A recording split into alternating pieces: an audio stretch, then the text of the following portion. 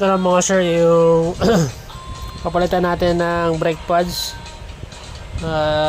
with EPB to, electronic parking brake. Kaya tatanggalin muna natin yung motor ng handbrake bago natin i-press yung caliper piston.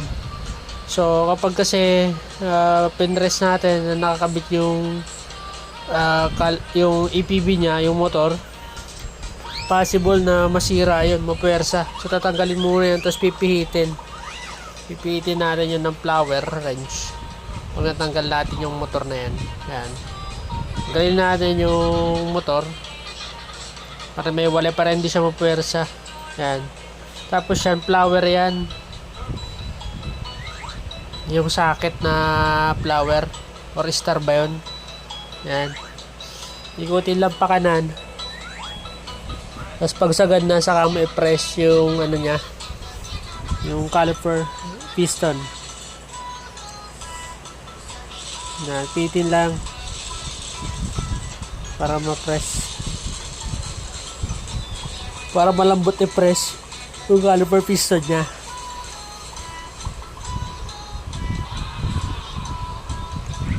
Yan yung tamang pag press niyan, kasi pag nakalagay yung motor, ang tigas niyan, saka pwedeng masira yung gear, plastic gear dun sa electronic parking brake motor.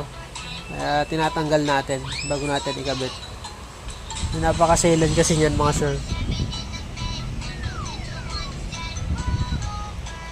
Isa din sa pinakabaselan na APB ay yung sa Mazda.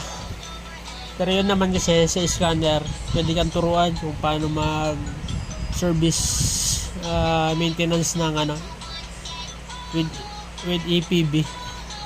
So may sinusundan doon kung paano yung procedure bago tanggalin or bago palitan ng brake pads yung likod. Ngayon yung pang-press namin ng caliper piston, sentrain lang yan. And ipapasok natin yan dyan, tapos saka natin ipipress. Yan mga sir, yan lang yung procedure nyan. Para umatras yung piston nya, may lagay natin yung bagong brake pads. Yan, ganyan mga sir.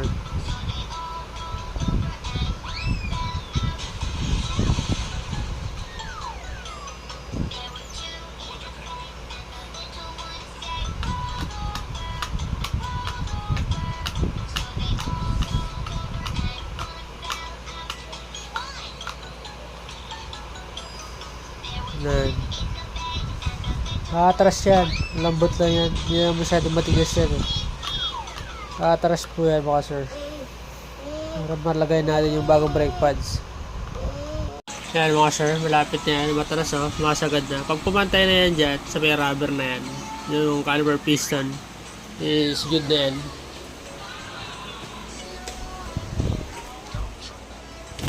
Pwede na yan. Yan,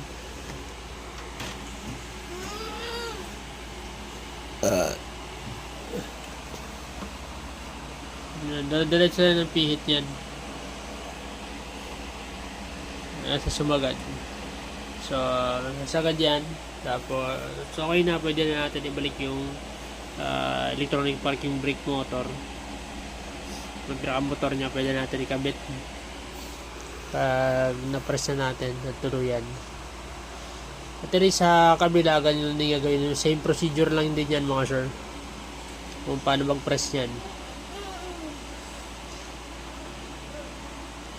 So medyo matigas kasi, meron kasi matigas na, pero meron malambot. Pero yan, okay naman na, sakto lang yung tigas nya. So yan, sagad na yan,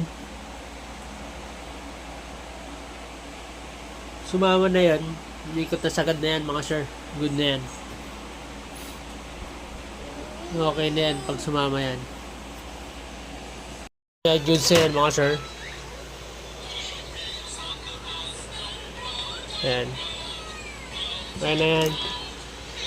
Kabila naman, tanggalin na natin yan, tapos sa kabila naman parehas na ng procedure yan mga sir. yung kabila. Kaya yan, kailangan pantay na pantay yan para mabalik natin yung brake pads. Ginagawa!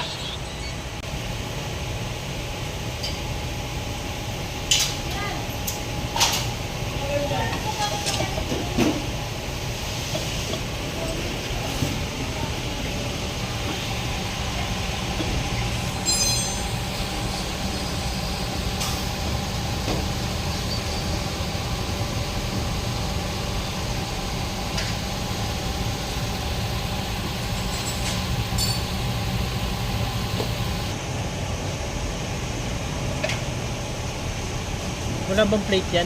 Yung sa luma? Wala na.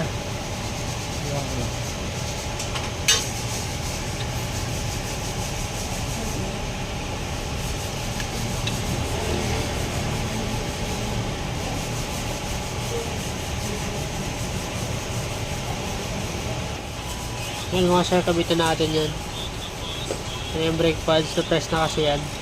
Parehas din naman ang procedure nun sa kabila. So, ganyan lang naman yung pagpalit yan.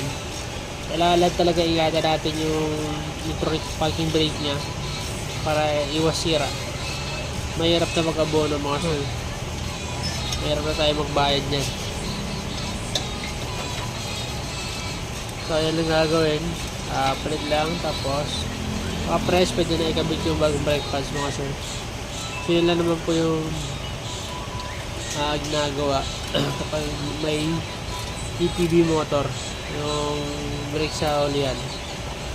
So, yan, goods na yan, balik na lang natin lahat yan. Just pinakita ko sa inyo kung paano yung procedure ng pag-press ng piston. So, maraming salamat po. Patuloy lang sa subscribe na nanonood ng ating video. Please hit the notification bell para lagi po updated mga sir. At sana makatulong po sa mga car owner na magkaroon ng konting idea. Maraming salamat po.